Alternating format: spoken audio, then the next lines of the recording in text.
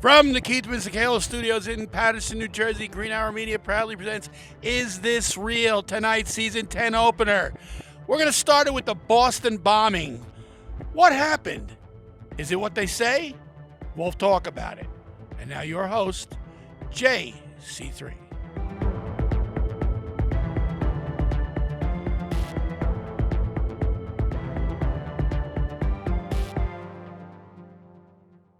Who wants better sex? And who wants better sex starting now? The best way to get started is go to adamandeve.com. Adam and Eve is offering 50% off just any item. But that's not all. When you select your one item, you will also get 3 bonus items. That includes a gift for him, a special gift for her, and a gift you'll both like. Plus 6 free movies for your viewing pleasure and free shipping. There is discreet shipping as your privacy is priority. Plus 100% free shipping on your entire order. Doesn't matter how much you spend or what you buy, it will all be packaged and sent discreetly for free. Don't wait. Better sex is just one click away. That's 50% off one item, 3 free gifts, 6 free movies, and free shipping. Bring more pleasure and satisfaction to your bedroom. Just go to adamandeve.com and select any one item. It could be an adventurous new toy or anything you desire. Just enter code QUESTION at checkout. That's question, QUESTION at adamandeve.com. This exclusive offer is specific to this podcast only. So be sure at checkout you punch in the code QUESTION. That is QUESTION at checkout. And get your 50% off one item, 10 free gifts, and free shipping. Remember, use code QUESTION. Also remember to listen to Is This Real every Sunday at 8 o'clock with new episodes starting July 16th. Remember, everybody, question everything and put that question at the end of your checkout. adamandeve.com.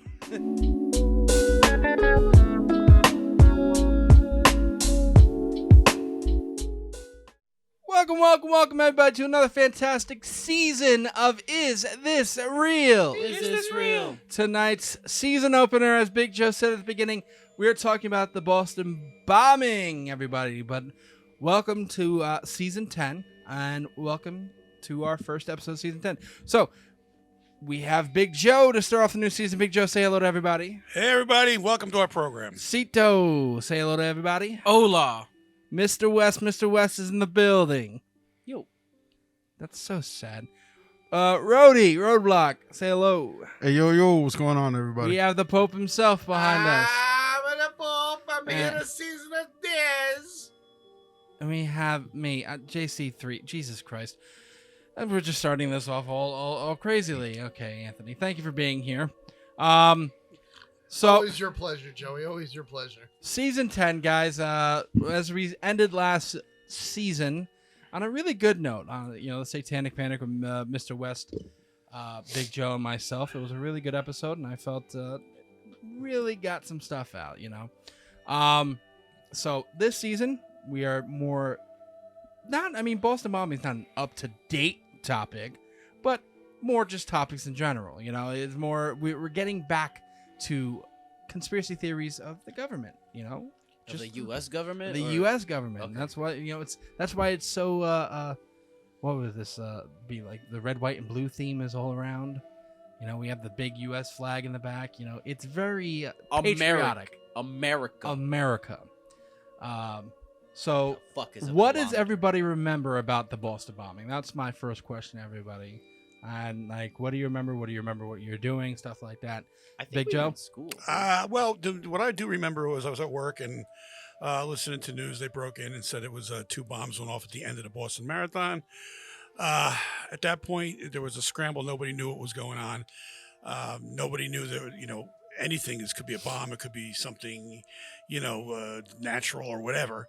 And for the next 2 or 3 days, I do recall that all they were doing were looking at footage from the area until they pinpointed on the 2 Tsarnaev brothers, and they were carrying backpacks. And one frame they weren't carrying backpacks, so they narrowed them into that. And then what most notably stands out in my mind was Dzhokhar Tsarnaev, the younger brother, escaping running over his brother after he got shot, and then basically leading the entire Boston area on a It was like a manhunt. manhunt. Yeah, and what I took out of it at the time, and I believe if this was a conspiracy, I don't know, but if it was something that was a false flag, to me, the way it was carried out, it was teaching everybody to stay in your house, don't get involved, shutting down the entire city, shutting down Watertown, the whole everything. And if they could do that, and that, who knows, was that a test run for something further? That's just, me being me. I'm going to go there. Okay. Yeah. We'll get to, because I have a whole page of just outlining this conspiracy theory. Sito, what do you remember about that? I was 10. You don't remember a lot, do you? I was 10. Okay, that's fine. Mr. West? Weren't we in video production when this happened? I believe we were, yes. So you and I are gonna have the same probably memory. I barely remember anything from that day. I'll be honest with you. High school's really a blur for me right now, man. I mean, you were high most of the time, like. No, I didn't start getting high until after high school. Okay, I'm sorry. You're right. If you remember high school, you really weren't there. That's Yeah. Okay. All right. Roadblock. Damn, so I was just naturally high off of life. And I was just. Hey, I saw that Sad Eric video. I was on. That was brilliant. I'm sorry. I was on fucking autopilot. Go check out the Sad Eric video on I was Green on Army Day YouTube autopilot page. those fucking 4 years. That video, man. I got done I watching that. I needed a box of tissues. That was really something. I don't remember that. I don't remember a lot of fucking high school, man. I really All right. don't. Roadblock. I don't care for it. Honestly, I don't remember much. I just remember someone telling me there was a bombing. A bomb went off. Yeah, that's literally about as much as I can remember. And then the only thing I know I do remember is I never got to find out who was in first place. Okay. Anthony. Or Pope Tony. I'm sorry, you mean who? You were more concerned who won the marathon? Yes. You're you're just gonna breeze past that. Were you gambling on the winner? Like, I had $10. I don't know what to tell you. Josh, were you involved? No. You saw someone else was gonna come out in first. You're like, fuck it, pull it. No, I was at I don't know exactly where I was because I got into an argument like on the spot. I was at the radio station I used to work at in college, and I wasn't even I don't even think I was supposed to be there. I was there just to hang out. Like, it was like downtime for me. And all of a sudden we caught news because we're a radio station. We got news first, right? So we caught news that it would happen. We immediately turned on the TV, and I said this. I was like, "This is like," they said it was bombs that went off. I'm like, "This is a terrorist act." And there was a guy standing next to me who tried to play the PC route. He's like, "You think they're Muslim just because bombs went off?" I'm like, "Dude, I didn't say fucking Muslim. I said they were terrorists. Who's the racist now, asshole?" And he looked at me and he's like, "I'm like, no, don't assume shit. Someone planted a bomb. People are dead. That's a terroristic act. I don't give a fuck what religion or what color you are. Stop being a dickhead." So then we kept watching it. Well, these guys were Russian, weren't they? Yeah, I believe they were Russian. I don't fucking remember, but Yeah. like They he were immediately human. assumed like I said terrorist, so he equated it with Muslim. Like, that's not the what the fuck's wrong with you? So People are gonna go there, Anthony. yeah, I know. you know, So we were standing there, but he like scolded me Just for enough. doing that when he was the one who did it. So we were in the radio station, and I kept I remember waiting for more because I remember being like 9/11, like it was the towers in New York, Yeah. it was Washington, it was Pennsylvania. We kept I kept for Boston Waiting for like, another shoe to drop. I was waiting for is there another one going off somewhere? Like, I'm waiting to hear that news. Yeah, I story think to you break. weren't alone there. Everybody thought the same thing. Yeah. Yeah, Because again, with 9/11, every 5 minutes it was updating and changing. You didn't know what the hell was going on. right. With this, you're like, okay, 2 bombs went off, and then that's it. It was kind of like anticlimactic at the time. You're like, there's got to be something more. Fucked up to Well, say. I'm trying to You say, bombed a couple people of- were literally That's it. frozen. We're in- Americans. Show us more. Frozen in terror that no one understood. I mean, you're looking now. It's 11 years past 9/11. It was kind of quiet, and all of a sudden this happened. So I'm gonna steal. I I'm mean, gonna it's steal 9 years past this now. I'm gonna steal this from Joshua from Roblox here. Like, 9 years. 2 bombs. That's it. Those are rookie numbers. 2014. You gotta pump them numbers up in this racket. It was Well, I 2014 that this happened? 2013, Right, April 2013, 15th. sorry, Yeah. 10 Well, years. how- Tax- 10 years. Tax day, April 13th. How soon afterwards? So April it's 15th. literally this It was event after my is birthday. as old as how long have we been out of Yeah, it's high a little school? over 10 years now. Yeah, this was the day after my birthday, so this was not like last fireworks, some celebration for me. All right.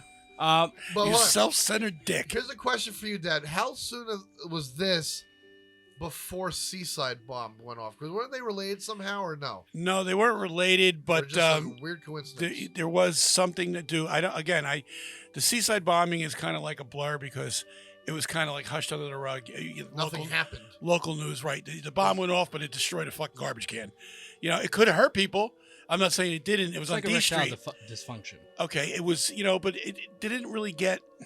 I mean, we were in the middle of a presidential election. I remember Hillary Clinton going online, just couldn't going out get there enough. and trying to. She couldn't even figure out where it was. Right. Bombing in New Jersey somewhere, So it really didn't mean that much because it didn't. Thank God it didn't kill anybody. Can I get to Um, what I remember? Shut the fuck up, Dad's Sure, fucking. go on. Okay, I mean, I was just gonna talk about what I remember.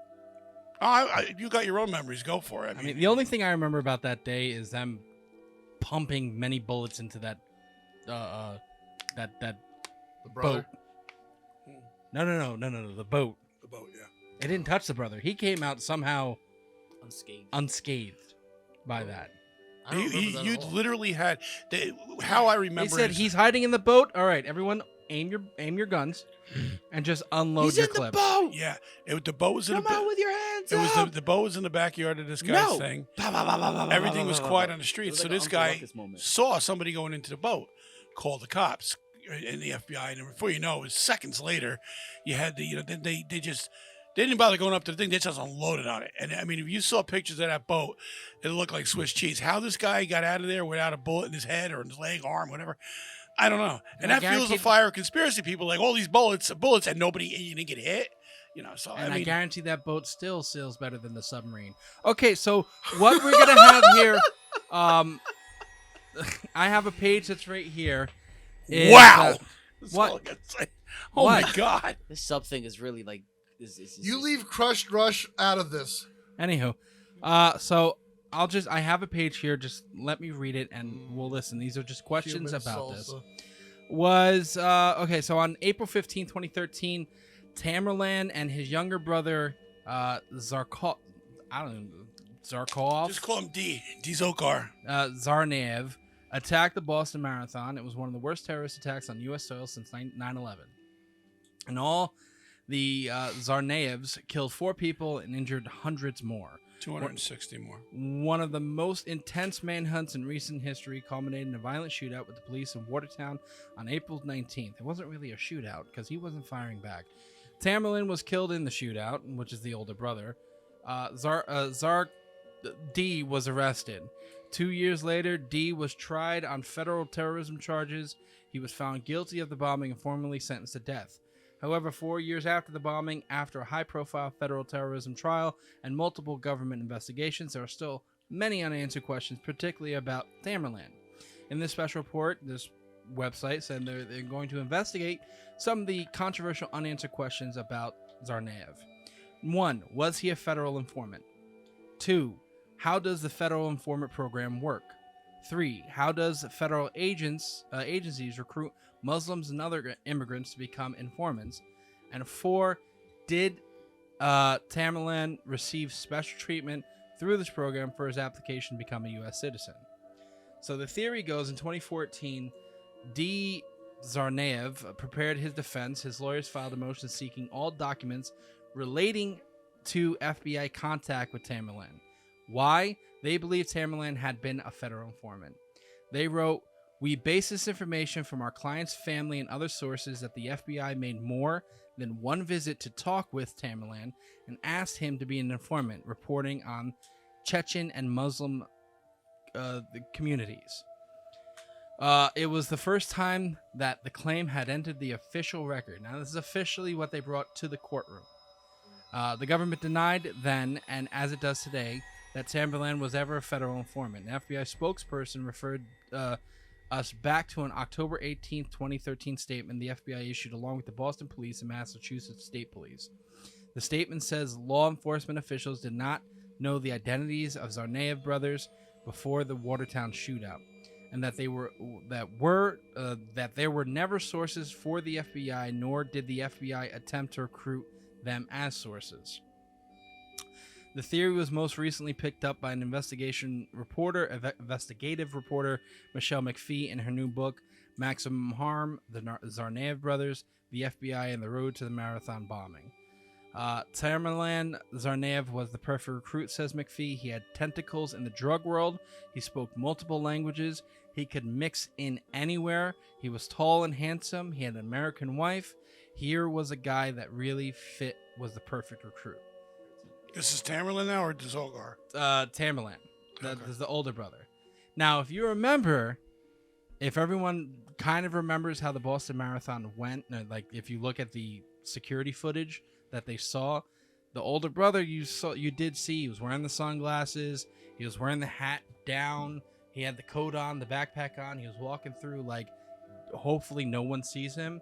If you look at the younger brother, motherfucker looked like he was in Disney World. He was staring like this. He was looking at the cameras like this. He didn't look like he was incognito. I'll be honest.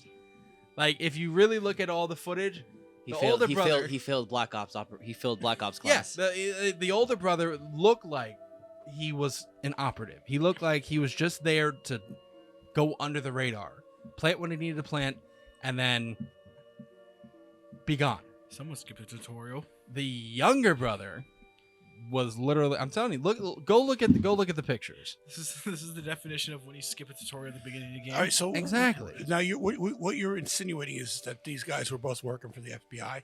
No. The older brother was Tamerlan. working for the FBI. Based Okay. off of what is the question? I They're do saying- remember at that time this was being kicked around before, but my question to wasn't that this was, if he was an informant, why is he dead? Why did he Wasn't, get it- into wasn't this guy why the did he- same one related? Or, so I'm sorry to cut you off. Wasn't he the same one related to the guy that shot up the movie theater in Colorado? No. No. Someone different? Oh, okay. No, the guy that was related to the dude in Colorado was the guy that Sandy Hook. supposedly killed the people in Sandy Hook. Oh, okay. So, Yeah. and their fathers worked together. I forgot who the CIA. CIA was for. No, you kill the informant. That way, there's no second story. And No you loose burn- ends. Control the narrative. And So Then he's tells going to be no running, tales. though? I mean, see, this is what I don't understand. If he's an informant, wouldn't it be easier for him to go back to to his superiors, then they kill him like that? Well, my Or is it question got- is, it's No, you need a boogeyman. well, it's not exactly. It goes to the same thing of why we all think Oswald was definitely an informant. He did work for the government. Oh, it came out years later that Oswald did have CIA security clearance, and he Then why was. why didn't he do the same thing? Why did Oswald run? Oswald didn't run. Oswald only ran. Well, you know what? Maybe you're right. Oswald only ran.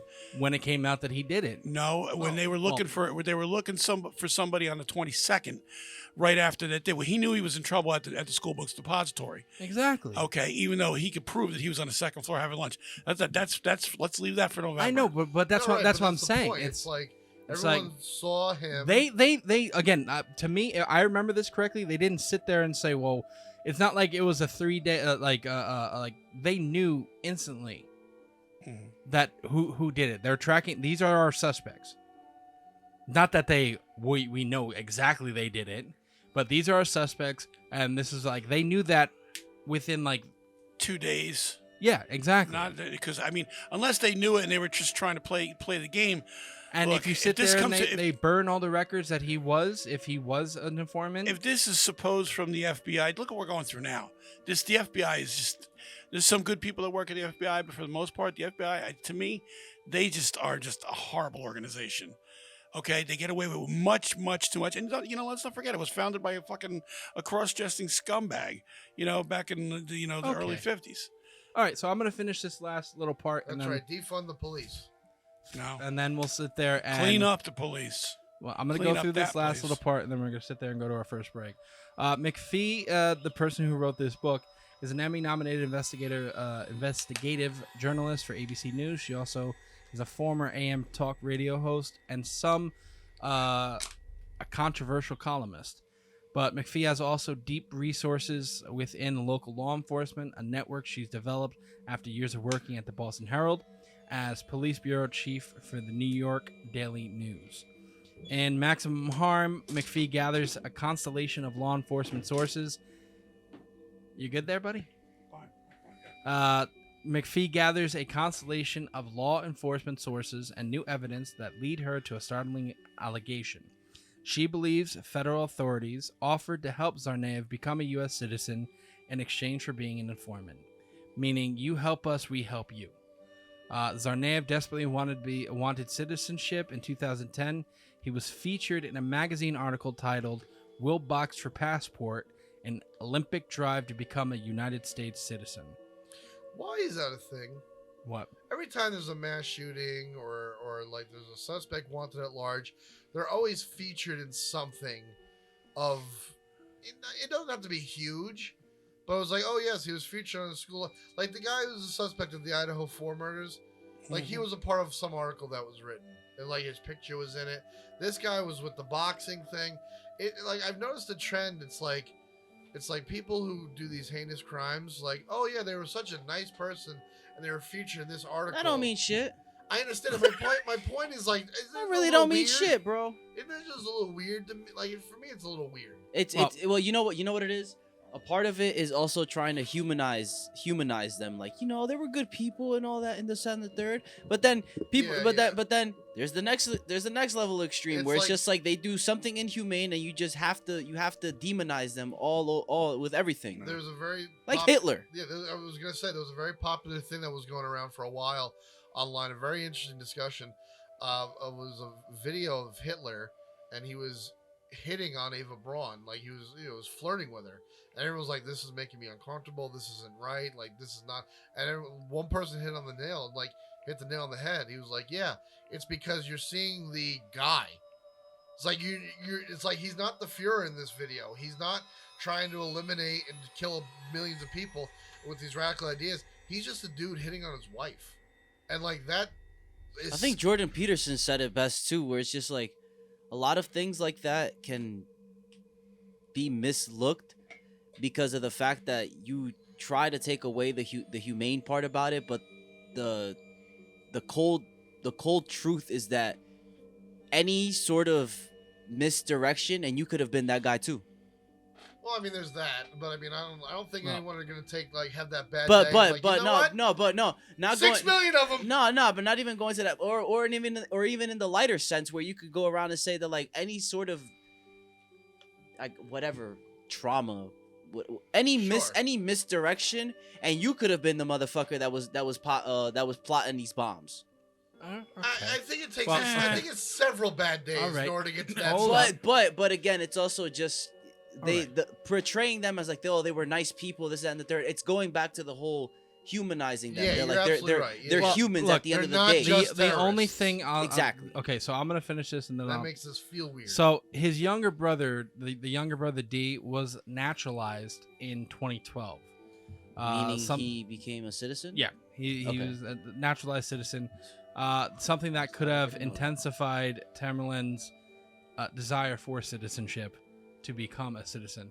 Now, granted, I'm looking at the actual, I guess this magazine flyer right here. He's featured right there. He's fighting for Will Box for passport. So, who knows? But we're gonna take a short. Knocked the fuck out too. He did. We're gonna take a short little break. We'll be right back. Don't go anywhere. Hey everybody, we're just letting you know that we have new merch in our store. Go to greenhourmediastore.myspreadshop.com, greenhourmedia.org, or the link in the bio for our first ever logo drop. The cryptid collection is here. Get your favorite cryptids such as Bigfoot, Mothman, Nessie, the Yeti, or the Jersey Devil on t-shirts, hats, or mugs. You can also get all of our podcast logos on various items as well. Remember, that's greenhourmediastore.myspreadshop.com, greenhourmedia.org, or the link in the bio. New episodes of Is This Real drop Sundays at 8. Question everything.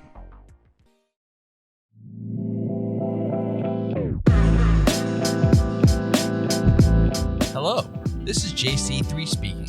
If you want to know more about Is This Real podcast and our parent company Green Hour Media, then visit greenhourmedia.org. You can find and follow all of our social media pages through our website. If you love our content, then you can support us by subscribing to our YouTube channel and our Patreon page. Remember, that is greenhourmedia.org.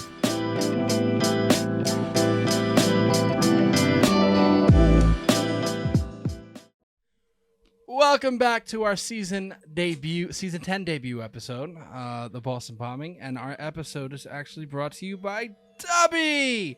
Go to w.gg, punch in the code IsIsRealPC for all your Dubby products, and get 10% off. So guys, we're back with the Boston bombing. What do we think about that first part? If you guys actually remember what the hell we were talking about, come on, let's see how short your memory. I do actually. You do? Oh. Joke's on you. All right. That was interesting. Thank you. You guys are so helpful. I love. Well, I mean, listen, you're giving me base facts. I didn't know that there's a possibility that this cocksucker worked for this, was an informant for the FBI. That's interesting as hell to me. I didn't hear that angle of it ever. Well, this is what we do as a podcast. We bring out conspiracy theories that people don't think of.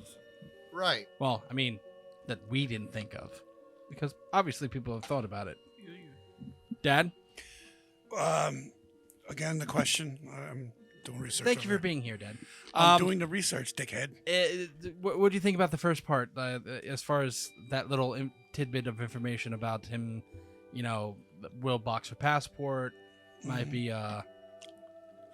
It just sums it up that what the possibilities can be. And again, anytime you're involving a government agency, they're always going to deny. My it. whole thing, my only question is Definitely has like shades of Oswald. think about it though. It does. You're absolutely right. Think about this. If they turn around and he said he really wants to be a U.S. citizen and his brother was naturalized in 2012, Right. and he's on a boxing magazine and will box for passport, why would you sit there and say, what would go in your head and sit there? If I really want to be a person in this country, why would I want to go blow something up in it? For the papers. What? Like the newspapers? I thought he wanted to be a here's the thing. citizen. If Wrong the page. United States were planning some sort of false flag event, What? They would never. but maybe not as false as you think it would be, Stop. Do I something can't like believe this. this. I can't believe this. you would need someone to put the blame on. So you would just say, hey, random guy who's good looking with these ties to the criminal drug world and can speak all these languages, you're fitting the profile that we need for a patsy. What? And you want something? You want to be a citizen? Well, hot shit. Well, this is funny, Dad. Let me see what I can do for Listen you. to this, Dad. Go ahead. You want to talk about how this guy might be an Oswald shadow? Yeah, go ahead. Well, it only gets deeper. Now you're talking about Tamerlan here. The older brother, yes. Okay. The Show me younger how brother, deep it goes. I don't know about the younger brother, but again, I don't think the younger brother knew what the fuck was going on. I personally, I'm that's not just my ready to opinion. give him that yet. I'm not. but Okay. go ahead. So, on January 21st, 2012, Tsarnaev, the older brother, Tamerlan, flew to Russia 15 months before the marathon bombing. Okay. U.S. Customs and Border Patrol agents allowed Tsarnaev to board his flight without any additional screening, even though a year earlier, Russia intelligence services had issued specific warning about Tsarnaev to both the FBI and CIA. Those warnings were, Tamerlan is going to come to Russia and join the jihad. Well, Tamerlan did indeed go to Russia and join the jihad. Was there for 6 months, came back, and breezed through customs despite the fact he was on multiple terror watch lists on this very day. That literally you could put an Oswald mask on him at that point. Exactly. Okay, because when Lee Oswald renounced his American citizenship, he should have been put on a no-fly zone immediately, but he didn't. When he came back with a Russian wife back to the United States, was basically walked through the gates at the airport and taken anywhere he wanted to go. No questions, no debriefing, no nothing, and that doesn't happen. They're not stupid. They let it happen. And when you let something like that happen, you got to ask Especially with yourself customs. why. If you're gonna have to get like literally, if you have like a weird bottle of water, customs will finger you. Like they're gonna sit there. That's all it takes. They're gonna sit there You mean I and don't have to bring him flowers or take him on a date or nothing? No, just bring a bottle with sure? like some milky substance, and they're just gonna be like, "Come here, Give me the cheapest ticket and a bottle of water, and I'm having a fun night. you're gonna yeah, have Buy like- me a like you're drink. gonna have a literally great, though. you're gonna have a great time. You're gonna have a great time." All right, or in so prison. McPhee also alleges that Tsarnaev was sent there to aid counterterrorism operations against Russian Islamic radicals. There is no evidence or definitive evidence to back this claim. But there are curious coincidences, such as the fact that Tsarnaev was recording conversations he had with the family members while in Dagestan. Why would he do that, McPhee wonders. There was also a flurry of counterterrorism operations in the region during the same 6-month period Tsarnaev was there. There were 7 high-level terrorist targets who were killed by Russian Interior Ministry after meeting with Tamerlan Tsarnaev. All right, let me ask you this. The older brother had an American wife, right? Yeah. Okay. Yeah. Has anybody heard from her? I haven't. I don't know. Because I'll tell you why. When Lee Oswald was shot and killed, They did interviews with his wife. okay, what they did, Marina steadfastly said from the beginning, no, this is bullshit. He's not guilty. She didn't know the inner workings of what he was doing, but she did know that there was something not right. Come, a year later, after the Warren Commission gets put out, she then changes her story immediately. She comes out. I mean, she was raggedy. She had no money when it first went down. She comes out later, dressed in, her hair's done, makeup's done, clothes, Nails done, beautiful hair clothes. done, everything. And she did, said huh? they have too many facts. The facts say that Lee did it, and I have to agree that Lee did it. And then 20 years later, she recants that story, goes back to the original story. So somewhere along the line, it seems that somebody got to her, gave her a lot of scratch. Okay, she got remarried. And then I guess when she gets closer to meeting her maker, goes right back to what she believes is the truth from the beginning. So I'm just wondering if anybody's heard from his American wife. Or as I'm doing this, someone please bring it up and do some research on her. Was his American wife Jamie, where are you? involved in it in another way? Maybe was that set up? I'm Maybe looking up now. she was an informant also. But all right, Want so to take a trip to Boston? Huh? You want to take a trip to Boston to find out? never. Yeah, let's go. He's not gonna step in Ohio. I'm not gonna step in Boston. You guys are bitches. Yeah. So there was when pressed if she ever met with if she is certain Tsarnaev met with radicals, McPhee says there were reports of Tamerlan going to this radical mosque in Dagestan. He had met with this man who was a recruiter for a roadside bombing that killed a number of first responders and civilians.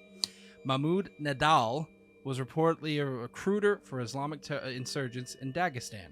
They were looking for this recruiter, she says. The recruiter met with Tamerlan at this mosque, and days later he was tracked at his hideout and killed.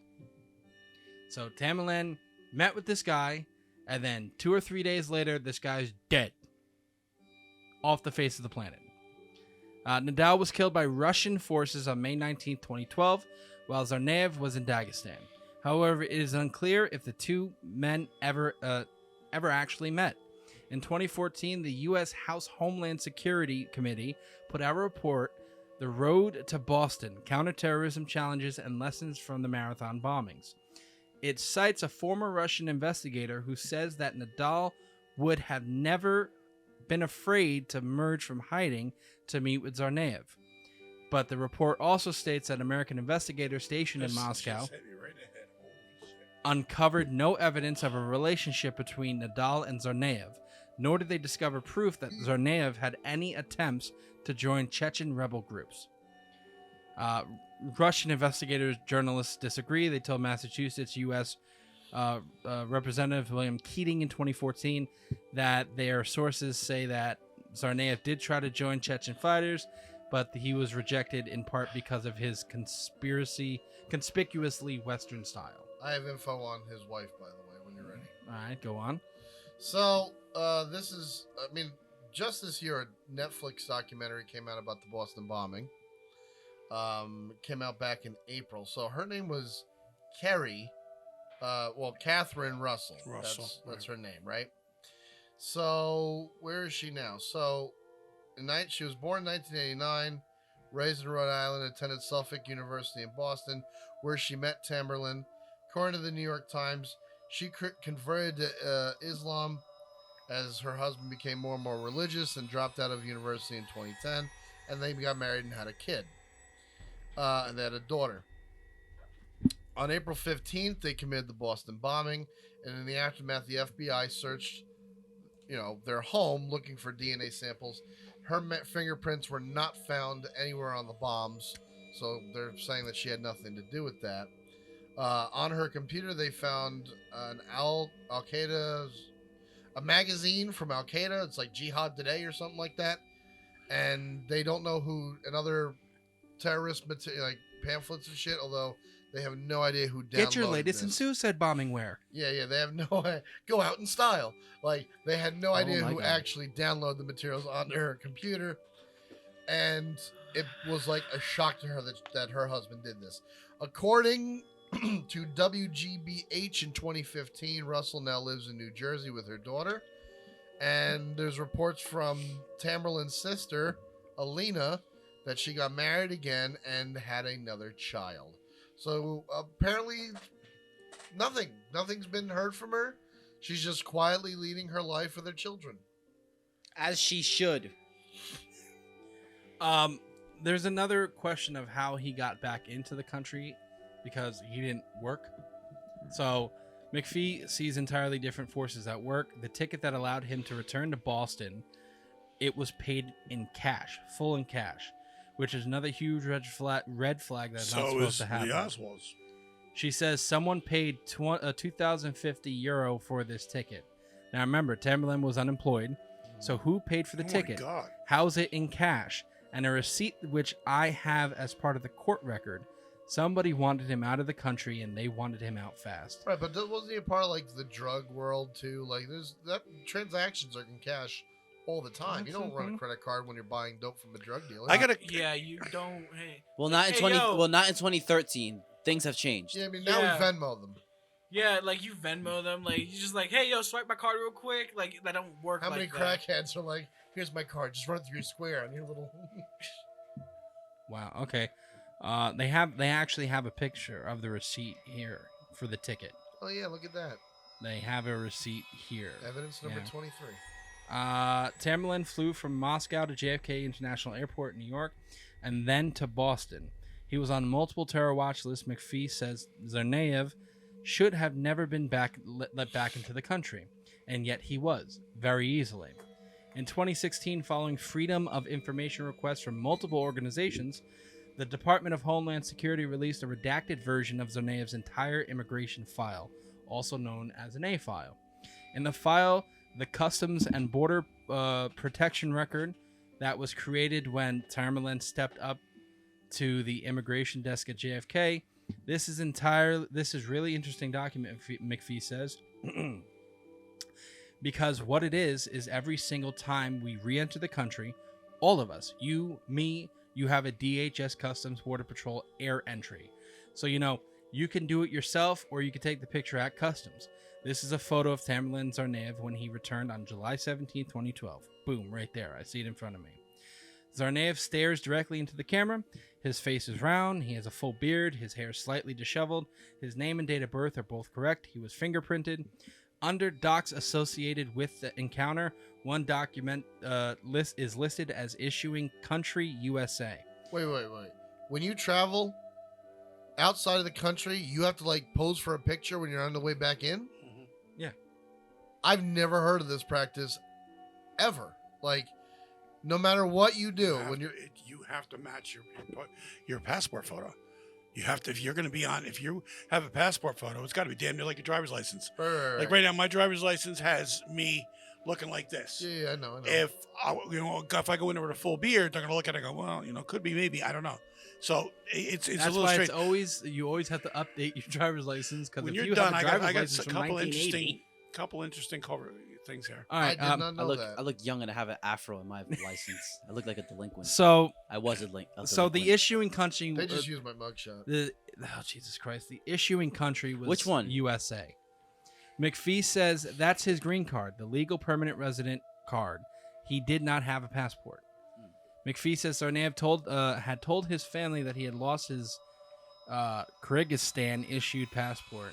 He applied for a new Russian passport while in Dagestan, but left Russia without picking it up. U.S. Customs and Border Protection rules explicitly state that legal permanent residents are not required to have a passport to re-enter the U.S. They simply need to present their green cards. However, Tsarnaev had been outside the U.S. for 178 continuous days in a region known for terrorist activity. He was just short of a 180-day absence that would have automatically triggered additional screening. Oh, gee, how fucking convenient that is. Tsarnaev was also on 2 terror watch lists. Given these factors and combinations, McPhee says Tsarnaev should have never been able to breeze through immigration at JFK. Especially in the post 9/11 world. Mm-hmm. Like, I can understand if this was like 1995, Not even. 1997.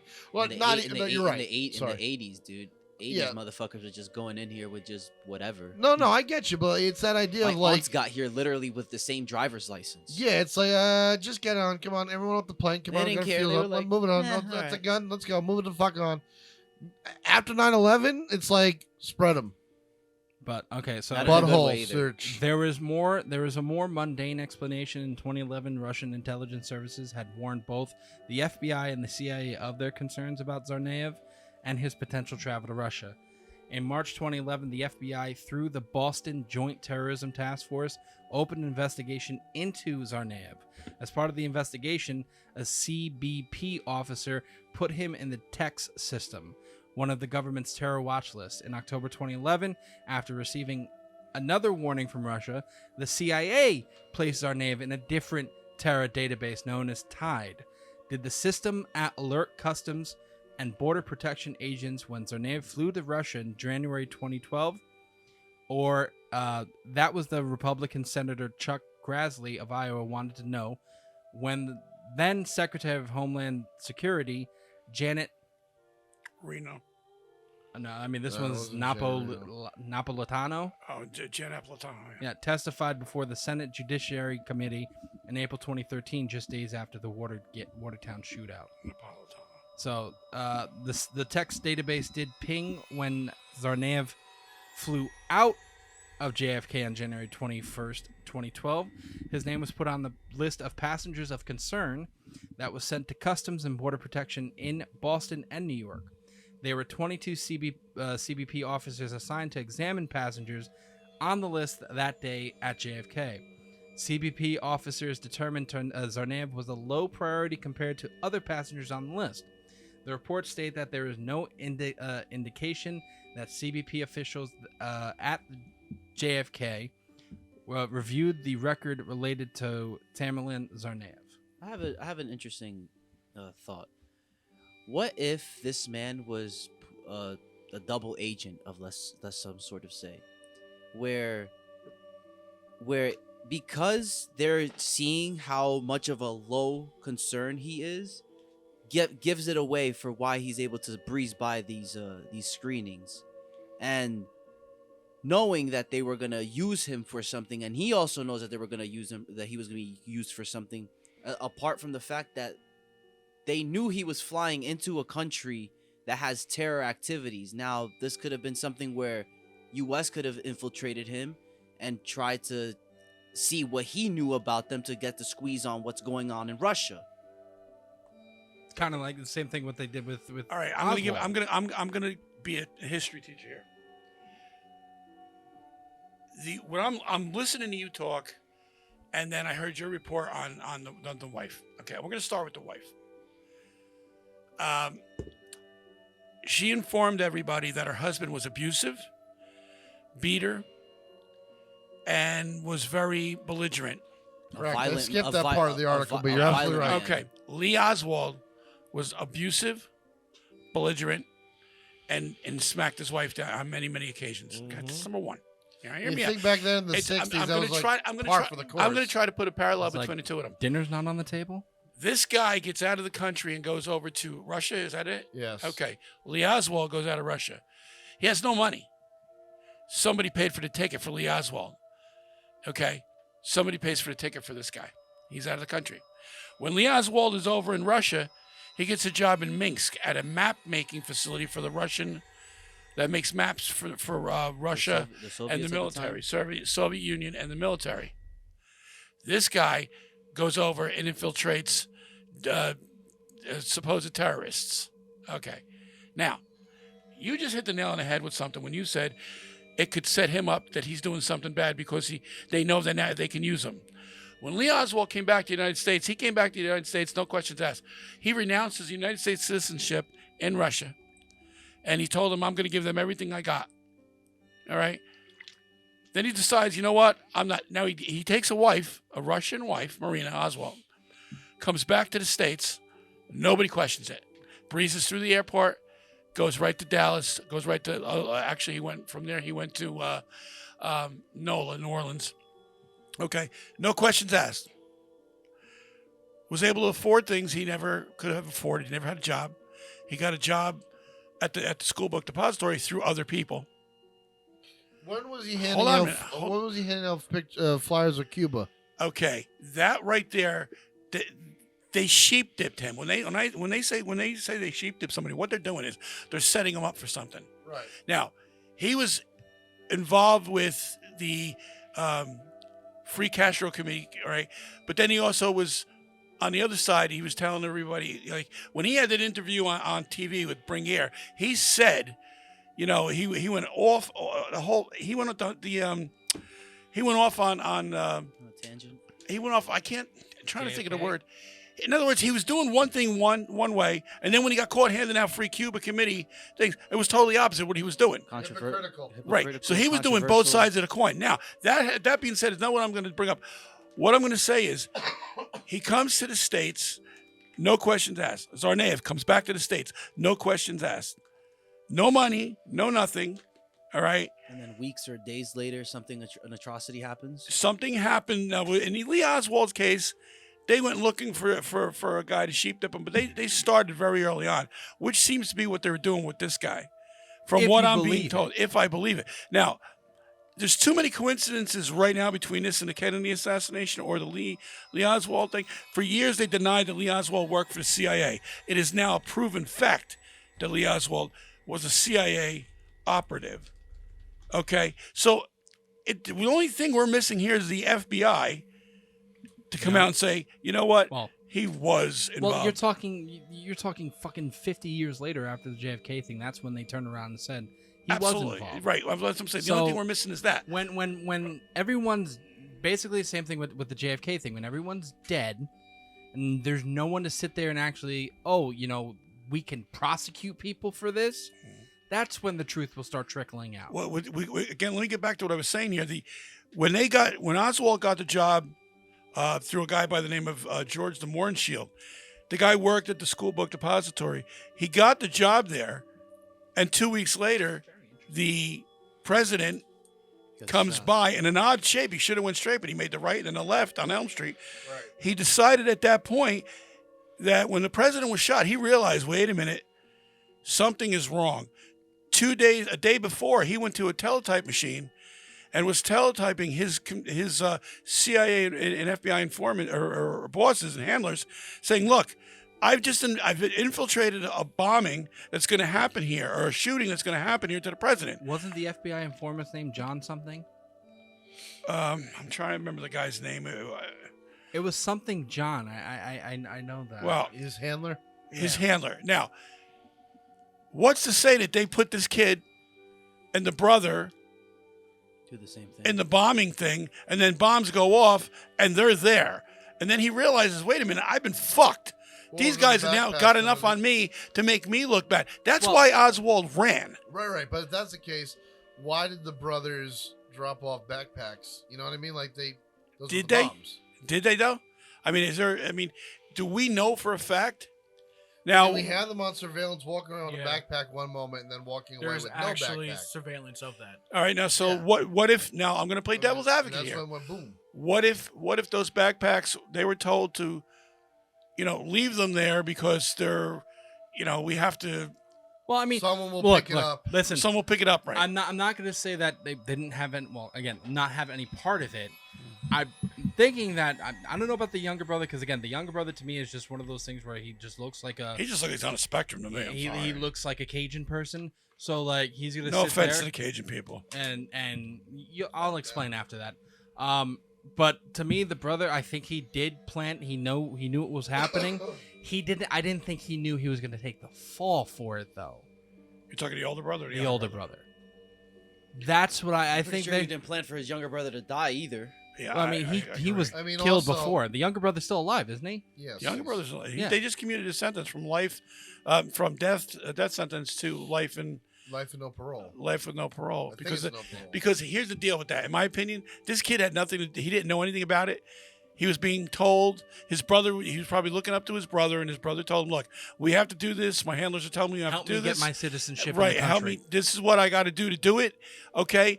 And so he goes ahead and does it. And they know that he's not going to talk because his brother didn't tell him anything. So, why are we going to kill the guy? We still have a boogeyman. There's right. Exactly. So Well, this has got Let a me- lot of hold- parallels. to Let me the let me Oswald. just finish this little part here.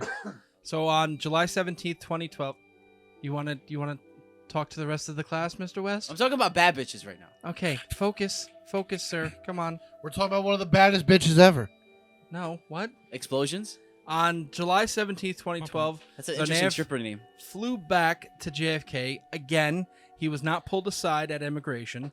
Senator Lindsey Graham, Republican from South Carolina, asked Napolitano why. That turns out not to be true. The alert had not expired. Tsarnaev was still on the watch list. All that had changed was how the text database alerted border agents, according to a subsequent government report. The initial alert on Tsarnaev instructed CBP officers to conduct more extensive inspections of Tsarnaev, known as secondary inspection, whenever he attempted to re-enter the United States. In March 2012, the alert was set to no longer display on the computer screens of border protection agents working at JFK immigration counters. Therefore, July 17, 2012, all Tamerlan Tsarnaev had to do was hand in the immigration officer his green card, take a picture, and get fingerprinted, and he was back in the United States. There was no secondary inspection. So basically, He was either let in or by some no. catastrophic coincidence, Listen to the Everyone forgot to do their job at the airport. Listen to in March 2012, the alert that alert was set to no longer display on the computer screens of border protection agents working at JFK, meaning someone set the alerts to not bring up Tsarnaev. That's what that's saying. And Well, if he's a part of a program that was in says- March, and then July, he comes in and he doesn't have to. All he has to do is take a picture and give his green card in. Yes, Sito. I got a question. What? So what exactly is saying that these alerts weren't, or they were like deactivated or whatever? You get the point. With the alerts, and then now they're not on him anymore. You get what I'm trying to say with the alerts on him specifically, like how they were like basically like shut off or not. Well, no, in March 2012, the alerts at the apparently what it says, the alert was set to no longer display on computer screens of border protection agents working at JFK immigration counters.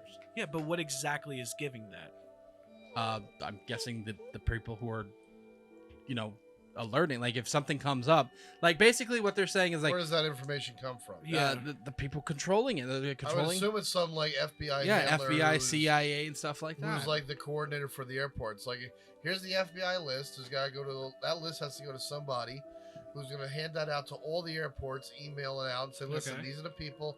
If they show up on your list, fucking flag them and put them in the little waiting room until we get there. Well, listen to That this. list went out, and then somebody said, hey, there's an asterisk next to this name. Don't worry about him. Let Well, him do what the fuck he wants. I'll read this And there final you go. part, which I believe is explaining it, and then we're going to take our second break, all right? Okay. How is this possible? I don't know. The text database did, in fact, send alerts to the Joint Terrorism Task Force in Boston, specifically the CBP officer who first put Tsarnaev on the watch list. The 2014 House Homeland Security Report states that it is not clear that this information was shared with others on the Boston Joint Terrorism Task Force. The April 20 So someone forgot to hit send. The April 2014 report published by the Inspectors General of the Intelligence Community, CIA, Department of Homeland Security, and Justice Department goes even further. It says the CBP officer followed normal procedures in communicating with Tsarnaev's FBI case officer. He passed along the information about the terror watch list alerts via email, orally, or by passing a sticky note. This is where we are in the war on terror, McPhee says, that the Border Patrol is putting a sticky note on an FBI counterterrorism officer's desk. Give me a break. So this motherfucker wrote it on... He's an alert on a fucking sticky note and then put it on this guy's desk. Possible, yeah. He also could have Yeah. sent them an email too. So this is most likely just, from what I'm understanding is, sure, it could be the FBI doing it, or it could just be someone who was a little too lazy that day. Like gross negligence. Yeah, it, Well, I don't know if I look, can believe that. there is a I lot. can't believe that for a minute. There is a lot more to this. Let me just put this to you gentlemen here. Oh my. A lot more. But we're going to take our second break. We'll be right back.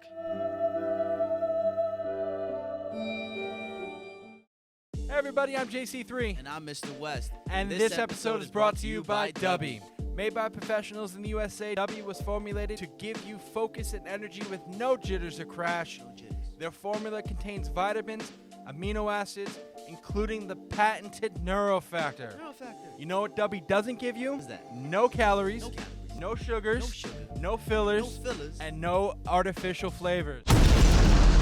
When the raw ingredients arrive to their FDA registered and inspected facility that strictly adheres to GMP guidelines, they undergo a quarantine while a small sample of each ingredient is taken to test for any impurities, while also being tested to ensure that the ingredients are actually what they are supposed to be and have the proper dosage. And once the ingredients pass all the tests, then they're cleared to get mixed into the formula. So head on over to dubby.gg and use our offer code IsThisRealPC for 10% off your first order. That's DUBBY.GG and use the code IsThisRealPC for 10% off. They have great flavors such as Galaxy Grenade, Dub Sludge, Passion Joy Tea, Monkey Madness, and Dragonade. My personal favorites. Dragonade right here. I got Dragonade right here. Delicious. Drink Dubby. And be better. These products are not intended to diagnose, cure, or prevent any disease. If you liked this video today, please click the like and subscribe button and make sure to hit the notification icon to keep up with all our videos. And welcome back. Now remember everybody, our episodes are always presented by Dubby. Go to dubby.gg, punch the code IsThisRealPC, all one word, for 10% off all your Dubby products. Go get your Dubby. Let's get back into this, guys, because there's a lot more information here that is just, it's piecing this thing together, and I think Dad had maybe all of us, I don't know how everybody else, I know I have. I didn't realize there was a lot of this information out about this thing. I didn't, yeah. And I think Dad had a information gasm when he's connecting these two, this to He came in his pants. You could just say he came in his pants. that's fine. And he came hard. Okay. I really didn't want to be next to him when you guys said that, but like, I guess now I have to have that All right. on my mind. Bottom of my shoes are sticky, and I'm on the other side of the booth. So, Boston, Massachusetts has a unique experience with the FBI informant They have a program. unique experience with a lot of things. There is precedent for the government protecting criminal activity of its own informants. Wow. James Whitey Bulger was a murderous criminal mobster. Excuse me, Yes. wait. Can you repeat his name again? James Whitey Whitey Bulger. Bulger. Hold on, wait, You're wait. laughing, man. Dude, He was one ruthless motherfucker. he was, and I'll be honest, we watched the movie before. I forgot what Black Mass. Black Johnny Mass. Depp scared the Johnny shit out of Depp me. plays James Whitey Bulger. His eyes barely just move. They bulge out, don't they?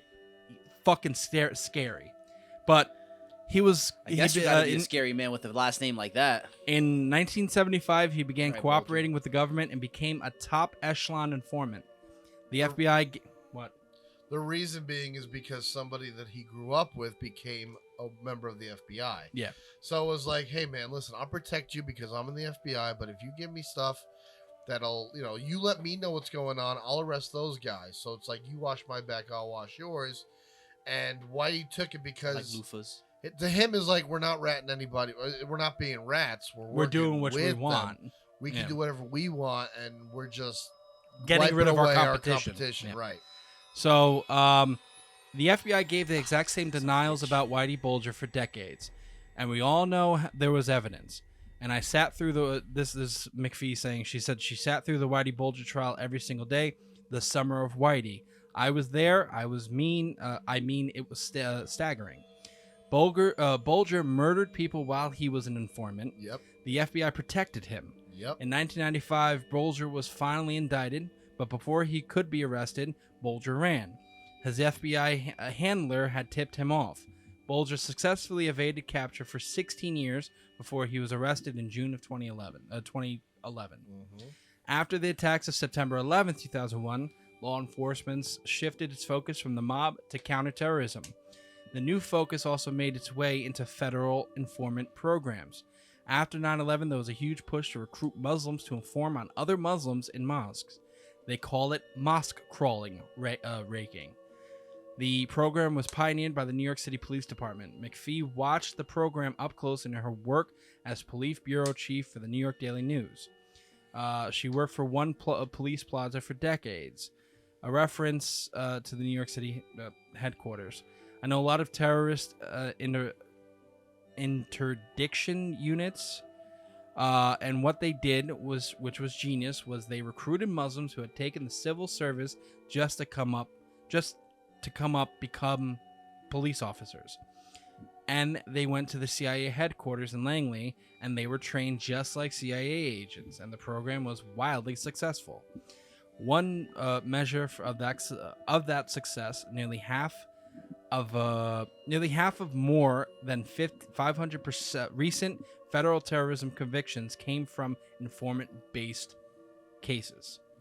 So a lot of informants came from a lot of people arrested came from informants from that program. So the use of informants in counterterrorism cases is also highly controversial. Federal informants have been directly involved in several high-profile attempted and successful terror attacks. The most speculative of these cases involved David Headley. In 2010, he pleaded guilty to masterminding the 2008 Mumbai attack that killed more than 160 people. Headley is a Pakistani American. In the mid-90s, he was arrested for drug trafficking. He became an informant for the DEA in exchange for a reduced sentence. After 9/11, the DEA turned its attention to counterterrorism and told Headley to gather intelligence on extremists in New York and Pakistan. But Headley did not abandon his own extremist views. He told friends he celebrated Al-Qaeda's attack on New York, which led to the FBI to open the first of several investigations in Headley. And they turn around and they talk about the PBS documentary on him. The DEA sent Headley to Pakistan as an American intelligence operative, but off the books, according to U.S. officials who spoke with Frontline. While there, Headley began training with a Pakistani terrorist group, a fact he did not hide from his family. His wife grew so concerned that she went to the U.S. Embassy in Lahore to report her husband. The FBI made inquiries into Headley's activities at least 6 times before the Mumbai attacks. So we have cases of people who are informants still doing extremist activities. It's a thing. Mm-hmm. And the FBI is letting them do it. And the FBI is letting them do it. Why? But that one guy wasn't even under the FBI. Who? The one guy you were just talking about, the Pakistani? He was DEA. Government agencies. It's the same thing. DEA. Not really. Government agencies, regardless of the informants, are letting him do. The FBI let Whitey Bulger do it. The DEA let Headley do it. These informants are still. They do play different roles though, because CIA informants are out here creating proxy wars between people. FBI agents are out here creating domestic terrorists, and then DEA is just smuggling humans and drugs. So there's a big difference between a lot of that shit. No, Don't get me wrong. They're that. doing a lot of wrong shit. I understand. It's all under the umbrella of the United States government. So I'm not sitting that's here. That's the I'm denominator. I'm not sitting here saying which it depends on what I'm saying. Informants who are informants to a government agency that the government knows. The government agencies are protecting these informants regardless of what they're doing. Okay. That's what they're saying. I got a question. Yes. I'm sorry for misinterpreting that. Would you consider spies as informants? Yes. Yeah, but spies also have to do certain things to do. Yeah, but hold on. There's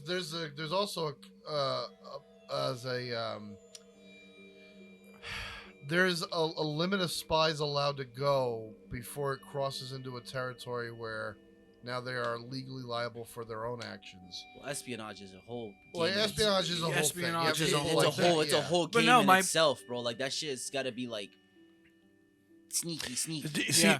you know, I think you hit something there, Cito, because when a spy, it's just a different name for an informant, because they know that if something goes wrong, and they're told from the beginning, if something goes wrong with this plan, we don't know who you are. Right. Well, I mean, Okay, hold on, and that's the same thing Kill with these yourself. informants. There's nobody going to protect you. Yes. You're going there to save your own skin. Not so much the spy, but if you're doing the government, you know, if you're helping the government out, you're doing it for a reason. You're doing it for a reduced sentence. You're doing it to get off. You're doing something that's, you know, to help yourself. A spy is getting paid a lot of money to do the same it's their thing, job. but he's also he knows that there is no protection. If somebody finds out who you are, we don't know who you are. You're fucked. Yeah, so that's Boy, what you know. you're That's Right. it's the difference, but Spy is it's someone who signs familiarity. up for it. An informant is someone who the government agency has by the nuts and doesn't want to go to jail. So you're going to do what we want you to do. But either way, if what I'm trying to say is that spies also go to great extents, even that may seem as extremist. Like if you go back through World War II stories of American spies in the Nazi Party, they do the same thing. So to sit down and just say like, oh yeah, they're letting these informants, My favorite spot. people are also getting hired to do the same exact thing. You're right, but at the same time, it goes into a different aspect of when there's people saying that they're still devout to their whatever their extremist views. Like this guy Headley, he was still devout to his extremist views, and he did a plot in Mumbai that killed 160 people. Yeah. I remember that. And then he turned around and basically said, "No, fuck you" to the U.S. government, and went off and did whatever the fuck he was doing. I think it's Yeah. It's like what's your interest at? It's like when you're a spy working for the United States, you're working for the United States. You're not going to take justice into your own hands, because then the United States can turn around and prosecute you and say, "Listen, you didn't follow our orders. You decided." You decided to go rogue. do what Technically, you want. I'm pretty sure spies can do whatever they need to, and that's whatever they need to. My favorite spy has to be the one where I don't. Sorry. it was was it the prime minister of the UK or something? The point being is that his printer broke, and they hired a freaking guy to come fix the printer, and it was a CIA informant, and he put a fucking put a little bug in there, so pretty much anytime files got printed out, it would just get faxed over immediately to the U.S. Department. That's Yeah, dope. no, That's my favorite spy But so hold on, far. I don't think a spy working for the United States can turn around and sit there and go, "You know what? To keep my cover, I'm going to organize a massive terror activity and blow If up a it's couple part- hundred people." But if it's part, If but you're a unless spy- it's sanctioned by the United States first. well, I'm not gonna say obviously. Okay. Something with that, because if something like that happens, they're going to sit there and they're going it has to be organized through the U.S. government. Exactly. From my opinion, it has to be organized by the Right. U.S. government. Like, yo, I'm doing this right now to cover my own ass. You're gonna see a lot of riled shit start coming up in the new and these because if sections it and wasn't shit like that. unsanctioned, I if- hope you guys know that spies most of the time don't have direct contact like that in the United States, right? You know that's not how it works. That if something, You're right. usually they don't. it takes months on end to get in contact. If they're going to do something, by the time it happens, it's already done. But you're going to tell me that if a spy did something like turn around and blew up 160 people, he wouldn't be prosecuted by the United States? Probably not. It 'cause depends that's on the what I'm getting situation. to. It depends That's- on the situation, because the government can sit there and turn around and say, "Yeah, we know he did that, but we're doing this for a greater." Well, no. To If they catch turn, a well, greater first of evil. all, if they I turn never around got and did, to actually fucking finish okay, good. Go to your point. what I was trying to get to is, would you arrest someone if they're giving you all your information that you need? That's the thing. Would you really want to put a hit out or arrest them if they're your one-way information? Are you gonna blind your own self in that It case? depends on what the thing that they did is. Like, if you're going to turn around, especially as something as high profile as bombing a fucking city that killed 160 people, Yeah, you're I not going to turn understand that. around and be like, well, he was an informant, but we're not going to prosecute his ass. No, I'm not saying because he don't gave us prosecute him. information. But also, you keep on saying this is the U.S. government and you'll never trust them. This is the U.S. government, and if they need information, they need information. They're not going to just prosecute the guy. They're not just going to kill the guy until he's over with. Well, I Boston bombing. I understand that, but what I'm saying is that's the point. The point is just because there are U.S. Agencies who are saying that these guys are informants, that this could be leading back to basically what they're saying is that this Tsarnaev could be a U.S. informant that did exactly this, but the U.S. turned on him and said, well, he's the guy, just like they did with Oswald. He's the guy. He's the one that did this. Okay, and I've heard both you guys talk.